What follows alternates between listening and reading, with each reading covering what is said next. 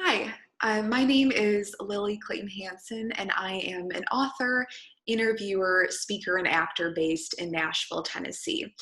And I have created this video series for you, which is two parts. I encourage you to watch them separately, but if you have time, watch both of them because there's lots of great wisdom to help you all make the most of your time this summer.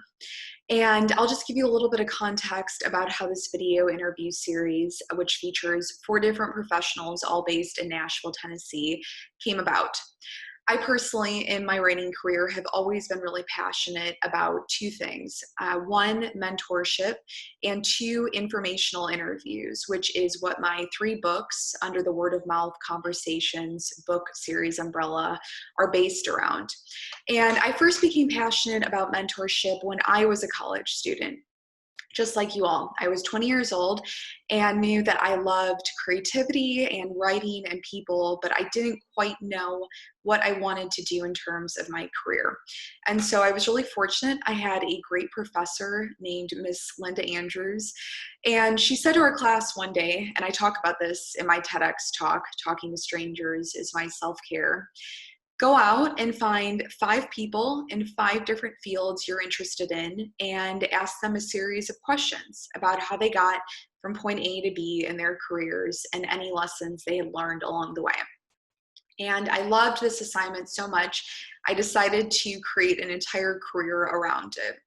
And so in this interview series, which features, again, four subjects, filmmaker Jason Hensley, technologist, speaker, and now author Marcus Whitney, musician Jenny Leigh, and real estate broker Elam Freeman, each subject talks about their individual career path and also very practical, pragmatic things that they just don't teach you in school because there just isn't the time, like how to get to know yourself as an entrepreneur and how this will help you figure out the way you work best throughout the day, how to be more productive, how to create a schedule around a project and balance the creative side of things along with stuff like budgeting.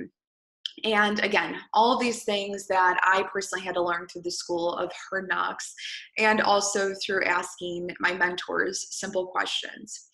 And so I encourage you all to, again, watch these videos, really actively listen and be present while these subjects are talking, and keep an open mind, even if it's someone who is in a field that you're not particularly interested in. What I found, again, through doing over 1,000 interviews in my career, is that you can always learn something from anyone. And the best thing is, if you want to go out afterwards and do informational interviews on your own and find mentors, people love to share what they've learned. I know for me personally, one of the benefits of having a 13-year writing career is being able to speak at universities and mentor younger writers and share all of the things that I had to learn on my own. And so again, watch this series in two parts, take notes, listen, put whatever applies to you through your own filter, and most of all, use this summer to get to know yourself better. Find your purpose if that's possible, and figure out what matters most to you in life. Because I know for me, that is what will get you through the challenging times and also make your career the most rewarding. So thank you so much again for this opportunity, Belmont University. I think this is such a wonderful school and it's a privilege to be here today. Enjoy. Okay, great. Well, I am super excited to be here today for my first video interview for Belmont University. I'm with my friend Jason Hensley, who is the founder and owner of McCosh Films, which is based in Knoxville, Tennessee. Jason grew up producing short films in his backyard with his brothers in Tennessee. He got his start as a photojournalist and worked at Scripps Network, which is also based in Knoxville, before founding his own company. And I know from being friends with him, he prides himself on being very hands-on in terms of his filmmaking, and he also has a great passion for editing. So we're going to talk to him today about how he actually chooses the projects he wants to work on and how he breaks them down into steps. So thank you very much for joining us, Jason. Oh, thank you so much, Lily, for having me. I'm really excited about it and great to be here. Thank you. And I also forgot to mention that you are an award-winning director as well. So we're extra lucky to have you today, particularly for the Belmont Film Students. Oh, thank you. Well, it's like I said, it's an honor to be here and to share some of our passions about filmmaking and production. So why don't we talk a little bit about starting your own company? Yeah, sure. So I got my start in television news, working as a general assignment photographer or videographer with also special projects and documentary work. So from the get-go, I kind of always loved telling stories and loved interacting with people. And that passion carried over into going into sports and other programs and departments that they had me work in.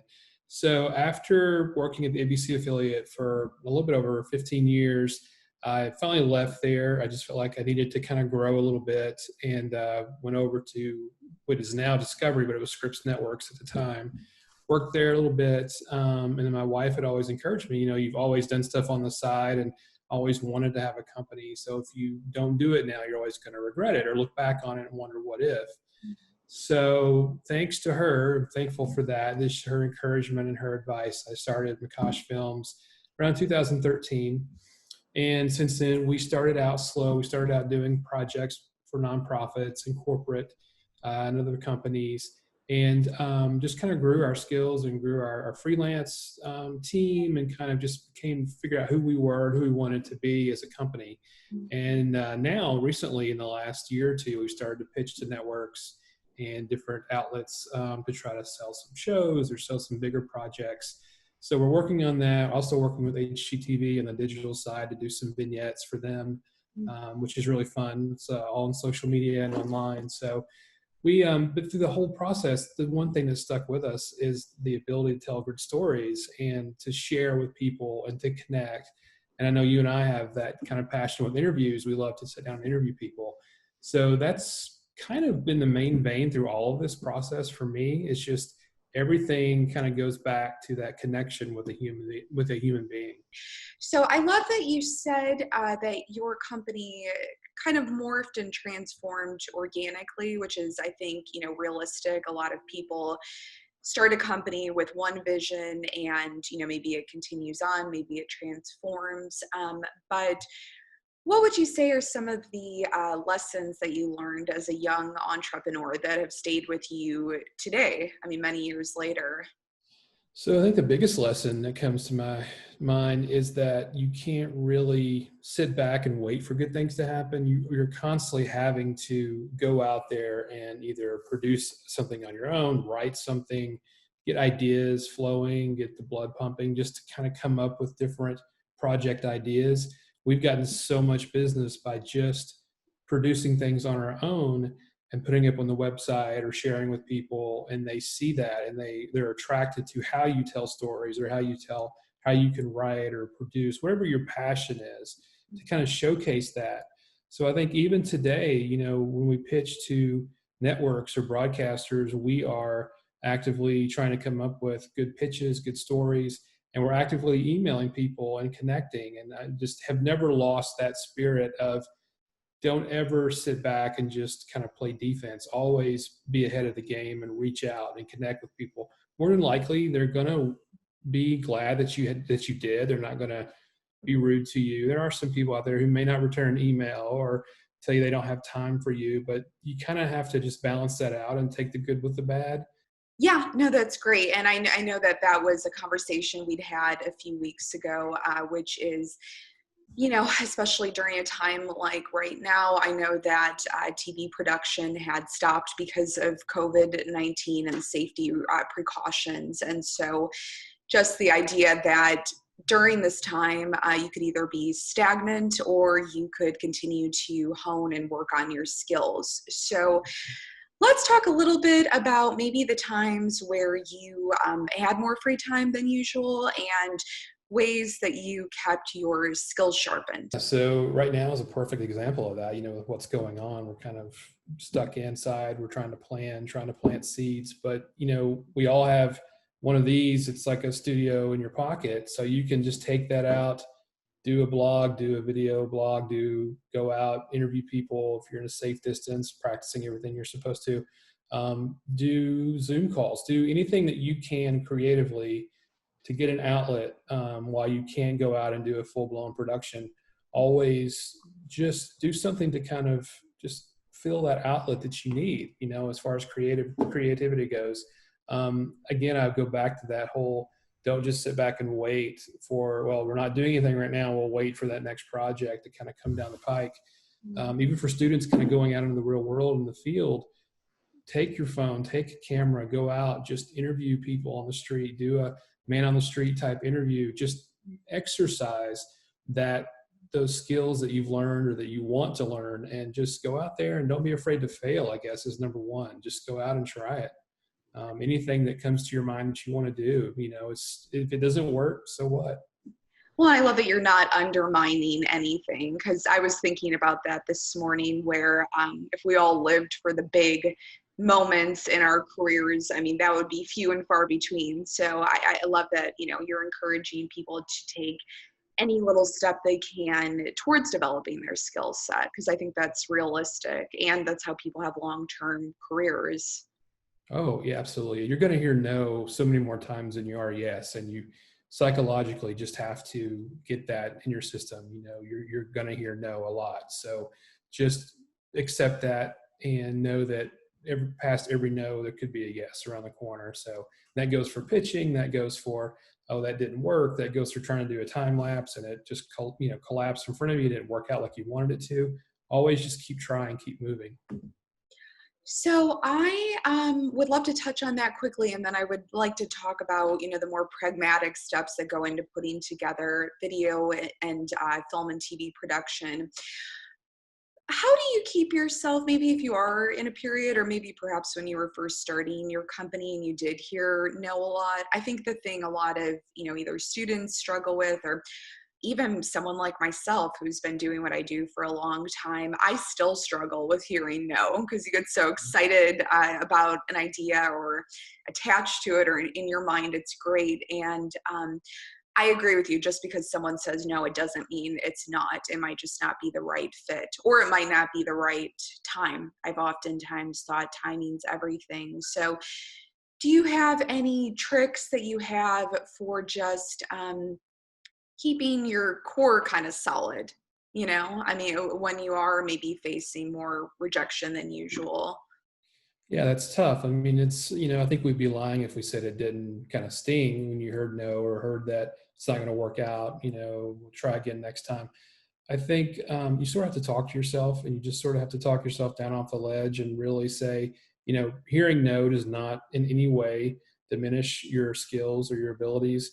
It just means it may not fit for whatever outlet you're pitching to or process you're trying to accomplish at the time. You constantly have to just keep trying and keep moving. The biggest thing in filmmaking, and I think television, is to try things. It goes back to that old saying, it's just television, and it really is. It's just, we're out there trying things. You're trying to be creative. It's almost like you're to yourself. You have to play half creative, half therapist to yourself. You really have to talk yourself through it. And because a lot of things are not going to work, a lot of times you're going to hear no. A lot of times you're going to hear people's opinion. When you are brave enough to put it on social media, you're going to hear a lot of backlash, because people see that, they have their opinion, they may be jealous that you're actually doing something creative and trying to move forward. So who knows? There's a lot of things that go on in social media, but I think you just have to take all of that and kind of process it and know that you're growing.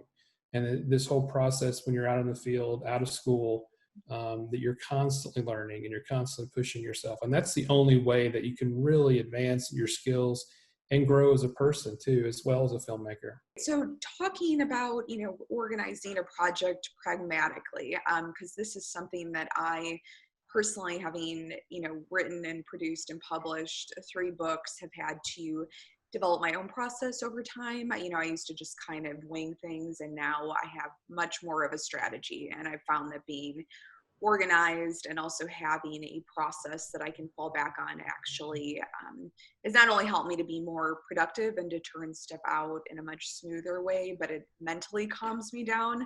So Do you have a process, and maybe could you share some strategies with us that you use to organize your various projects? Yeah, so a couple of things we do. We use a couple pieces of software. We use Trello a lot. We kind of use that as a project management tool. A lot of systems online you can get and pick up, and you can use it for free. I think you need something as your bulletin board or plate that you're putting all of your elements on. The biggest part of filmmaking, I think, is the planning and the pre-production. You sit down with your team. You say, okay, we have an idea, we want to do this film project or television project. What's it going to take? What's the budget is a big one. How many people do we need? You constantly have to think about the whole process. Don't think of it in short blocks. You need to look at the whole picture and figure out how it's going to take you, what you need to take you from beginning to end. So we use that software to kind of plan things. We will throw ideas out and use that as sort of a bulletin board for our ideas, quotes, photos. We use Pinterest a lot because that's kind of you can create great mood boards for that. And my pitch is to corporate and nonprofits. A lot of times I will put mood boards on the project pitch deck to kind of get them in the feel for what the tone is for the project and how we want to come across. It just could be pictures anywhere you get online. You can look and create maybe a little sizzle reel of your own that you want to put out there to kind of show what you want to do with the project, to kind of give them just a flavor. So it's a lot of planning, a lot of steps that go into the process before you even get to that shoot day. A lot of things that you want to really talk over and really plan it out to the letter when you have your schedule, your budget, and sort of how the days are going to go for shooting. Then on the back end of that, post-production is the same thing. You just want to make sure that you have enough days, enough budget to get you to the end of that project. So there's just a lot of, I think it's even probably more than half of what goes into the whole process. There's a creative side, but you also have to have that kind of business mindset or planning mindset and be very organized to get the whole project to the very end, to the finish line. If you don't plan a project, it's really it can hurt you and it come up and sneak in on you and kind of crash the whole thing. If you've forgotten something, if you've forgotten something in a budget, we've done that before where we've forgotten something that's in our budget and we like, oh my gosh, we didn't plan for this. So now we have to kind of eat that cost because we need it and we forgot to put it in the budget. So things can happen and you just want to make sure you're on top of everything that you can be. You know, it's not always going to be perfect, but planning is a huge aspect for filmmaking. Do you have any tips for us on how to create a schedule and stick to it? Maybe if you're working on your own project? Yeah, I would sit down. I would, even if it's something on just a piece of paper and you're writing down, just brainstorm on what you want to do. First off, come up with a log line about what you want that project to say, and then just kind of break it down, kind of just reverse engineer it. What am I gonna need to create this? And it may sound silly, but write it down, because if you write it down, you're creating a roadmap for yourself. In our world, in visual storytelling, I think a lot of people think, well, we can just grab it and go and we'll figure it out in the field. You know, we'll get it done and we'll come back and we'll put it together. But I think you need that written down plan to kind of go by, because it really is going to save you. Number one, it's going to save you money and a budget. It's also going to save you time, because you may not need certain things that you think you do when you're out in the field and you go shoot something. You have that plan written down and you know exactly what you're going to need. Yeah, absolutely. And I've often found, I'd be curious to know if you find this to be true as well. Actually, when I'm more organized, I feel like I can be more spontaneous. It's kind of like if you were, acting and you know the character backwards and forwards, only then do you feel comfortable improvising. Do you find that to be true as well? Absolutely. When you have it written down and you have a plan, you can kind of, I don't know, it takes a little bit of the stress off, and you can kind of, you create that plan to be able to go outside of the plan to do something that and try something else. But you know you have your core elements. So you're always protected. It's kind of a safety net when you have that written down plan. And a lot of times on set, if someone it's their whole job to kind of make sure you're sticking to that plan and you're on a schedule and you're taking time to do everything that you had written down. So yeah, I agree with that. If you've got a plan, you can also, it gives you kind of permission to go out and try fun things that you may or may not use, but coming at the end of the day, you've got all of your elements that you originally had set down and written out. again, especially during times right now, either if students are on summer break or, maybe it's someone like myself where I've had more free time than usual just because of the circumstances. Any personal tricks you found in order to be more productive in your day-to-day life? Yeah, so I think one thing that comes to mind in the time period that we're in right now, where everybody seems to be stuck at home, is that if you find yourself watching more, let's say Netflix or TV, take notes on that or remember things that you saw that you really liked, a scene that was shot, lighting, or somehow someone shot something. Use that, go out and practice that, or do it around your house. I think in filmmaking, we always kind of put up, I don't know, roadblocks for ourselves to say, well, we'll do that when, I don't know, the weather's different, or when this quarantine's over, or just shoot around your house, or be productive in a new way. Sit down and try to write a script, or just write a treatment, or write a log line or two, just to have in a notebook. Just kind of always keep that creativity flowing, no matter what it is. I mean, I think cooking is a lot like filmmaking. So maybe look up a recipe and cook a new dish that you haven't before. Cooking, I think, has several elements that are just like filmmaking. You have all the raw ingredients. You're trying to put something together for the very end, and hopefully it's very pleasing when you've gotten it finished. So maybe cooking. Just find some new outlets, I think, to be productive, and don't ever just kind of sit back, because when you sit back, it kind of just stirs, I don't know, negative thoughts, negative feelings about your career or your life or projects you've kind of had to put on hold. If you're moving forward, that always helps get your brain moving. Go out, exercise, take a walk. I think we always just have to keep moving in some way, shape, or form to continue that creative process. Well, I love that. And I have found, I'm sure you have as well, if you just do something. I love that you brought up cooking, because for me, if I'm not doing interviews or writing, I love to pursue acting or drawing, because that is something that nourishes me. Oftentimes, if you just take your mind off of whatever you didn't get, either it will happen later on or something better will come up. So there is something to be said about distracting yourself. Yeah, absolutely. You never know what's around the corner, and you never know who you show that project to that you just kind of threw together, or you're just trying something that may take off. We've gotten so much work by just one instance I can remember just the top of my head. My family was out of town. I grabbed my gear. I went downtown. I shot this little video downtown just of street performers that I found downtown. And that got us a lot of work just because we put that out there. Took me a couple hours to shoot it and maybe an hour or two to edit it. But that project, which was just a passion project of mine, brought in a lot of work for our company. So you just never know where things are going to lead. And at the end of the day, all that aside, I just felt great after I put it together, because I knew that it just meant something to me. It just was something that I had to go do. And you get a great feeling if you're just constantly trying to create, no matter what's going on around you.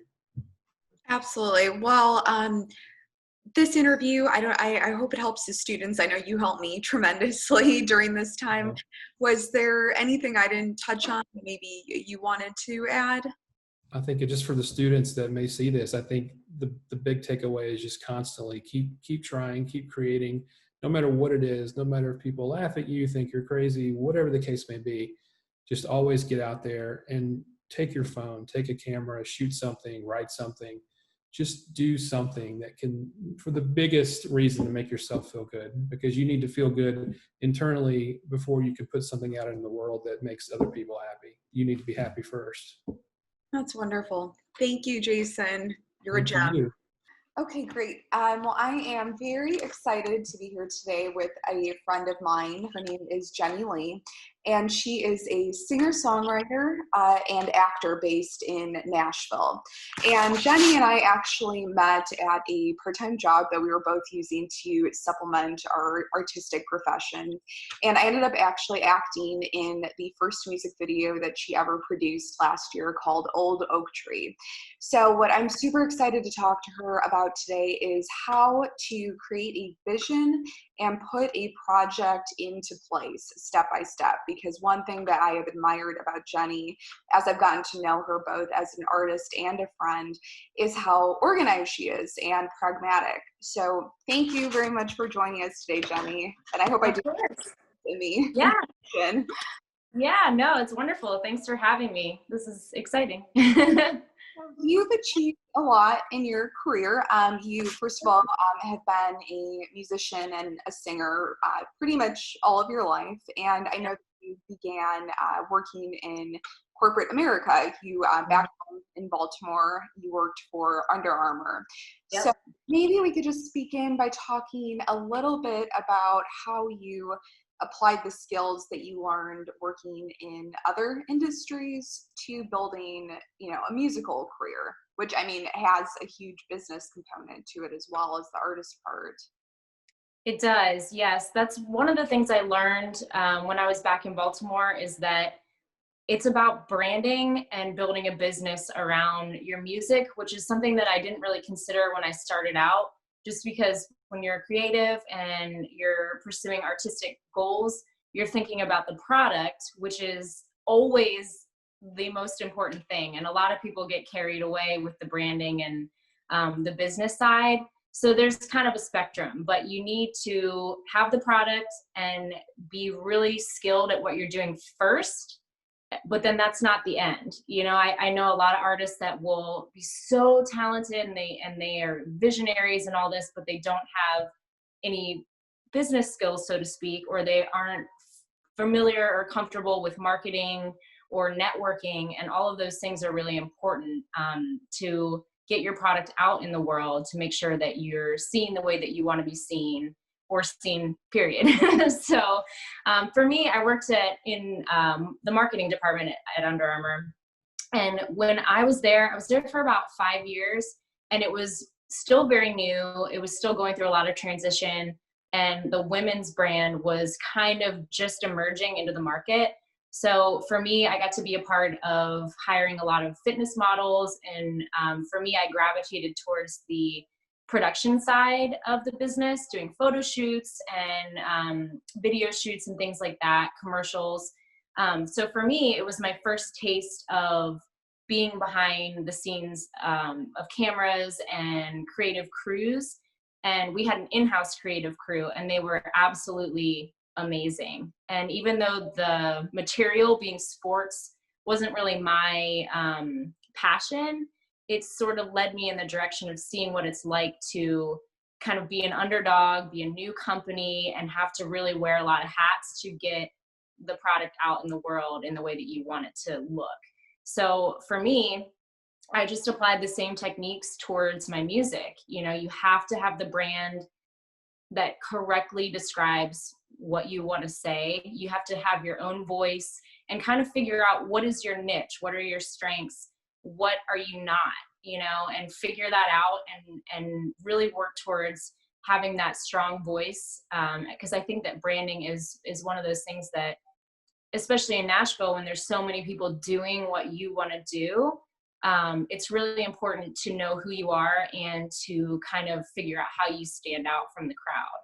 So Under Armour was, a really gritty, innovative, in-your-face type of brand. And so for me, that wasn't my brand, but it helped me to see how it really cut through the market.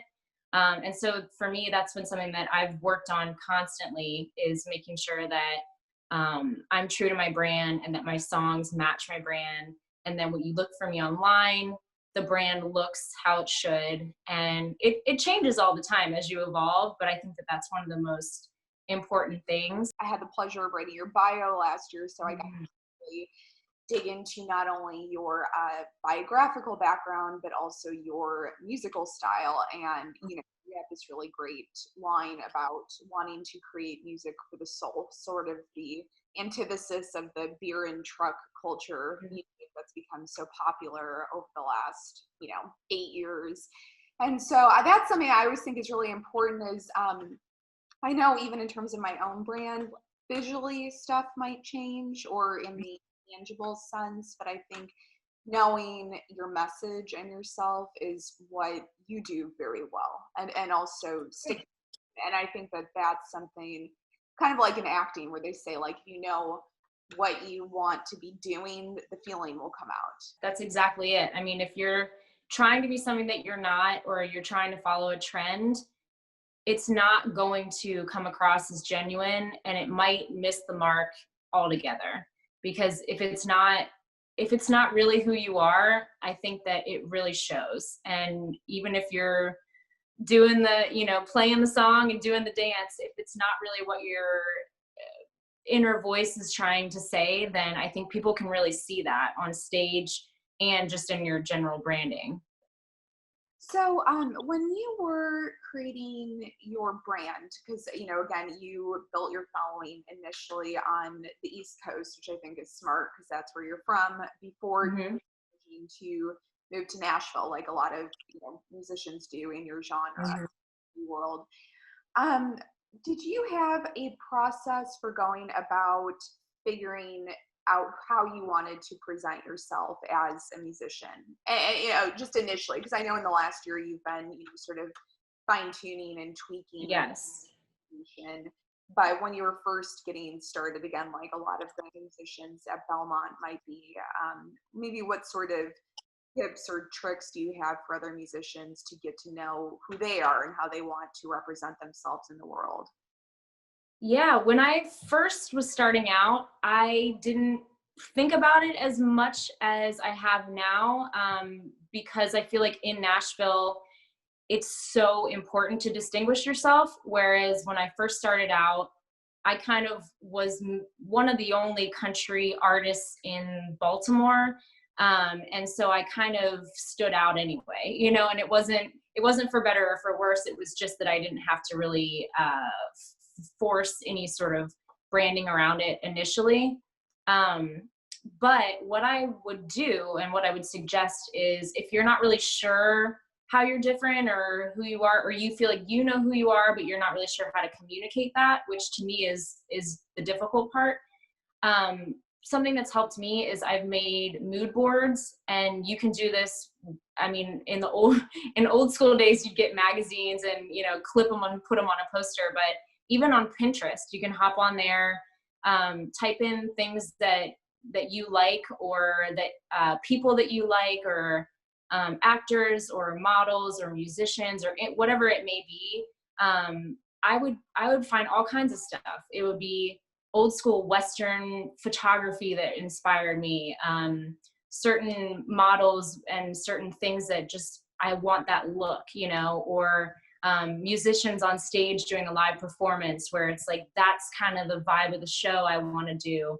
And for me, that was cool, because then you can sort of look at them all together. And then something that's helpful that's kind of the visual component. If you're looking at your board, then you can pull words from it, say like, ooh, that's, sassy, or that's wholesome, or that's, whatever it may be, mystical, or, whatever your style that you want to get at, you can sort of pull those words from it and start using that in your language of describing yourself, describing your music. And that's something that you can sort of do without having to just sit down and be like, who am I? And try to come up with it out of thin air. Well, and you brought up a great point, which is a lot of times it's your interests, because that was what I said in like hundreds of bios over the years, was people tend to get so pigeonholed on, who they've studied artistically or what they've done or what musicians they've performed with. It's all about like the craft. And it's especially when my first book came out and I started getting interviewed, I would talk about how I was influenced by like hip hop growing up in Chicago and draw. And I think that, you were talking earlier about how you got really into gardening during a couple of months being in quarantine and having more downtime. And that even has kind of influenced and enriched your artistic spirit. So I think it's so important to look at yourself as a whole person rather than just an artist. Yeah, and I think that when you look at yourself, and this has happened to me, is just you get burnt out because you're so one track minded when it comes to being an artist and proving yourself as an artist and kind of putting that stamp on it. I think that if you allow yourself to be creative as a whole, then you're really communicating a lot more than you think you are when you go to talk about your music or showcase your music. And I think that creative people are just, there's so many things that are interesting when you get to know somebody like that, that I found that when I was trying to describe myself just as an artist and hit that over the head, then I was coming off as sort of boring, and I wasn't communicating that I was an interesting person to anybody. It was more of a list of facts or a list of things that I've done to try to, gain somebody's approval. And I think that, we're people. We want to know your story. We want to know your background and what makes you unique from anyone else, and I think that that's the kind of thing that is more captivating to an audience than a list of accomplishments. And also, I think having interests outside of whatever it is you're focusing on, because I know that's something that I think a lot of college students, struggle with in particular is, you can get so like heads down studying whatever your discipline is, especially these days. I feel like college kids have so much more pressure to figure out what they want to do career-wise. There isn't as much time. Yeah. So, again, I just want to touch briefly on your gardening during this period, because I love that you've been doing that, and, you've cultivated that as a new interest. And again, how important that is. I mean, just in terms of the whole person and not just getting so laser focused on your career or your artistic path that you forget about all of these other things that you love to do. Yeah, I think that for me, I kind of forgot that exact thing. I've always growing up, I was always in different sports and art programs, dance, singing, gymnastics, all those different things. And as kids, we're usually given experiences and opportunities to do a lot of different stuff to find out what it is that we love. And then there comes a point where we're supposed to do only that thing that we love and do it for a job and make money. And there's all these pressures involved where it's kind of like, when did that stop? And why can't we be well-rounded again and experience different things? So for me, like in college, for example, I played rugby, I was in a sorority, and I sang a cappella. And all those three things kept me motivated towards school, and they kept my interests, and they kept me fresh and sharp. But since then, I haven't really done a variety of things until this quarantine hit. And it's been music since I moved to Nashville 7 years ago. And now it's like, oh, I can do something else that doesn't make me feel pressure. It doesn't matter whatever it is. For me, it's been gardening and really connecting with the earth and just feeling like I'm a human again. And just kind of getting out of the mill of the stress and the self-doubt and worrying about where's my career going and this and that. And it's just been nice to relax and find a new way to express creativity. And through that, it helps make me more motivated to do music because I'm not just always doing music. So for me, it's been a really nice reminder. And I think that, when you get burnt out on doing something, just take a break, take a moment, don't feel like you have to force it, because especially with something creative like music, it doesn't work well when you force it. And you're not going to write a good song if you feel like you have to, So I feel like for me, I'd much rather let the inspiration strike and really do something great, and spend a whole day writing a new song rather than try to get up in the morning, schedule my writing time and all of that, which, not to say there's anything wrong with that, because some people work well with those guidelines. But for me, it's kind of about really just being genuine with your inspiration, because I think you get a better product when you're rested, so to speak. Yeah, no, amen. Well, let's talk about your music video that you did, released at I'm sorry, it wasn't at the end of last year. We worked on it at the end of last year. It was released in February, right around Valentine's Day. It was a little overwhelming at the beginning, just because like anybody, you see a vision in your mind and then it feels really far away, you know, because there's so many things. But I think having a really strong vision at the beginning is so important. So I made a mood board. I made, you know, pictures, pictures of families, pictures of styles of tables. Just for a little bit of background, the story is about a table. It's called Old Oak Tree, and it's about a tree that gets cut down, and instead of, you know, dying, it actually comes to life as a table for a family, and it lives with them through generations, and it's considered sort of part of the family. And so for me, the song was drawn on memories of sitting around an old oak table growing up. And so I had my mom, bless her, she went down in the basement and found through all of our photo albums and all of our boxes of unorganized photos, she pulled out all the ones of us as kids around the table. I put them in a folder, and sort of drew inspiration from that. And I looked for what could be a set, and just sort of what it was going to look like and feel like, and if it was going to be young kids, or if it was going to be one family, or if it was going to be, let's take a look at multiple families and what that looks like.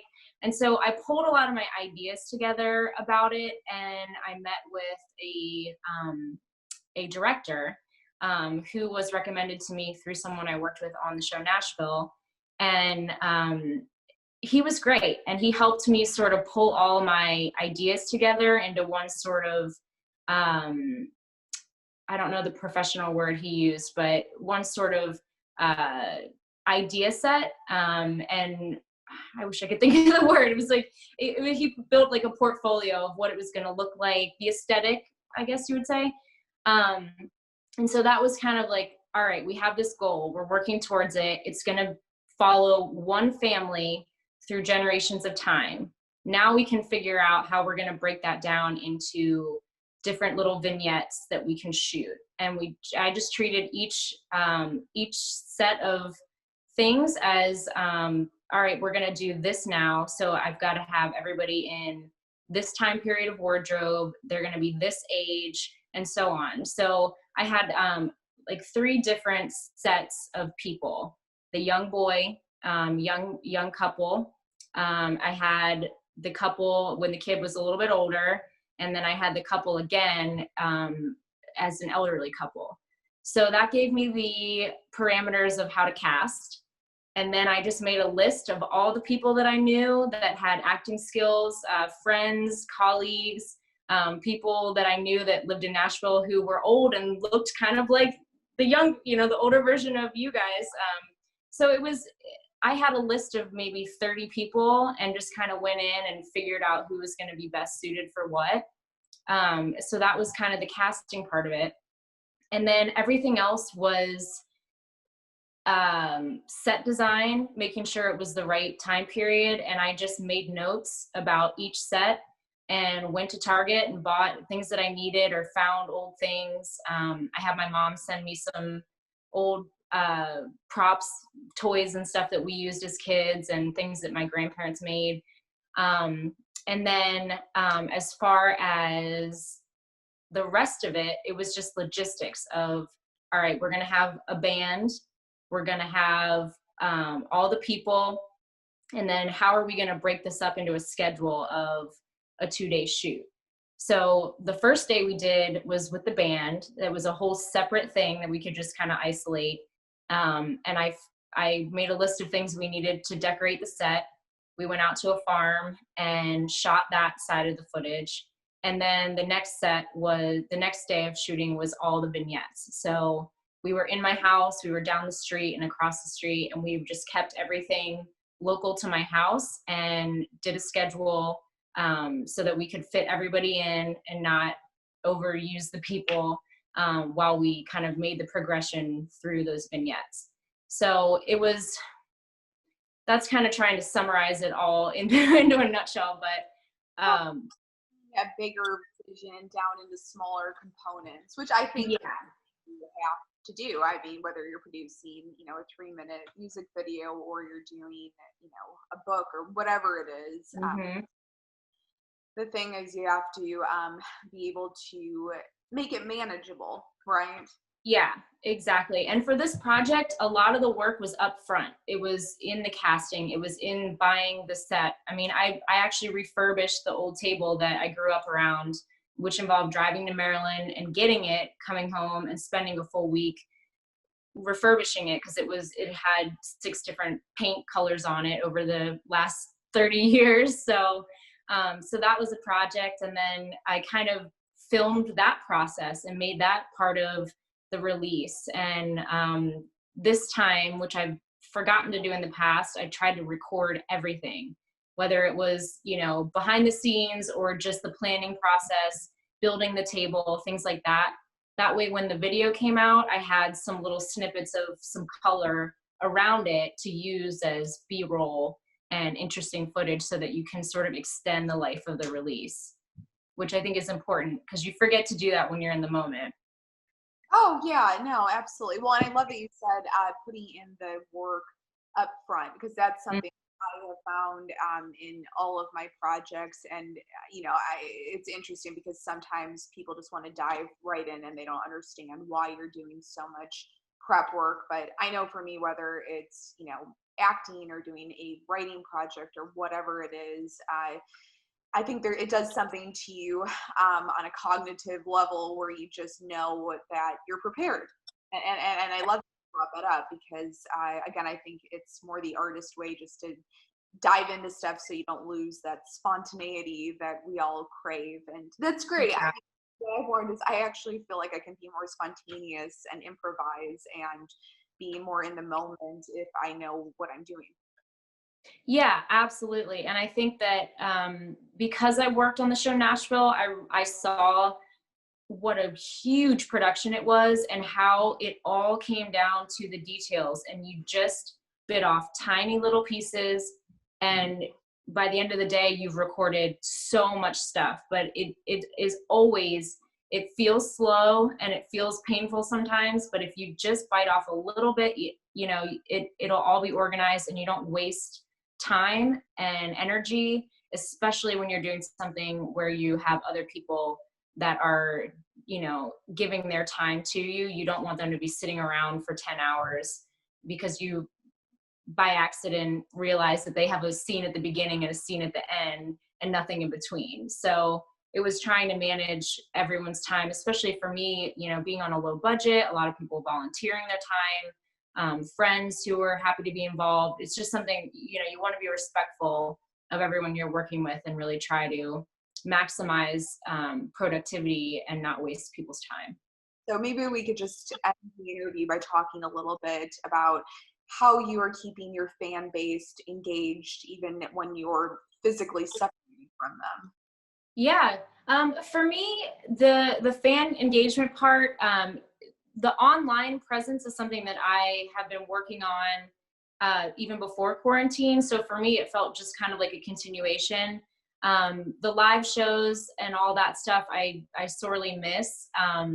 But as far as online content, I was lucky enough that I recorded an EP, I guess last fall. And so Old Oak Tree was the first to be released from it, which I'd done all the work for, and that was out. And then I released a second song a couple Fridays ago called Where the Real Love Starts.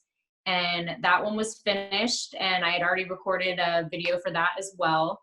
And so that content I've been able to just put out as normal, which is great. And then as far as just being engaging online, everyone's doing the live shows, everybody's doing the, songs from the couch kind of thing.